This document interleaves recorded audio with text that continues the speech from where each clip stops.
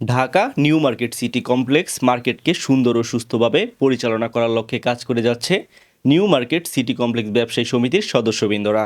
শনিবার এক মত বিনিময় সভায় নিউ মার্কেট সিটি কমপ্লেক্স ব্যবসায়ী সমিতির সভাপতি কবির আহমেদ ও উক্ত সমিতির সাধারণ সম্পাদক মোহাম্মদ আতাউল্লাহ জুবাইর মুন্সি জানান, 5ই আগস্টের আগে দোসররা মার্কেটকে প্রায় ধ্বংস করে দিয়েছিল।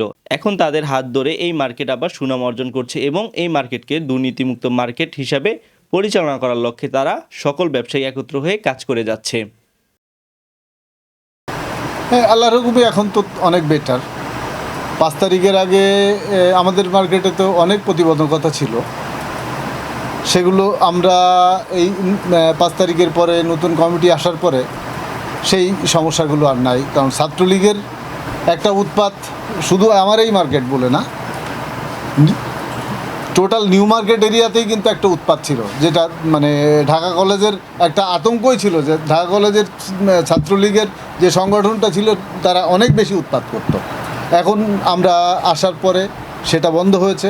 এখন ইনশাল্লাহ আপনি টোটাল মার্কেট ঘুরবেন, দেখবেন এই চাঁদাবাজি বা নৈরাজ্যের কোনো ছিটে ফোটাও খুঁজে পাবেন না।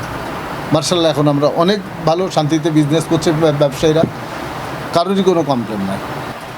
আসলে এই মুহূর্তে মার্কেট পরিচালনা করতে আমরা আগে যে প্রতিবন্ধকতা ছিল মার্কেটের বিভিন্ন জায়গা ধরেন আওয়ামী লীগের লোকজন দখল করে ওরা নিজেরা স্পেসগুলো ভাড়া দিত, অনেক দোকান দখল করে রাখতো।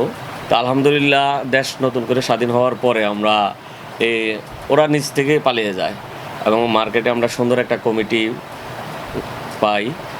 ওই কমিটির নেতৃত্বে মার্কেটে ধরেন সর্বোচ্চ শৃঙ্খলা এবং মার্কেটে আরেকটা প্রবলেম ছিল মাদক।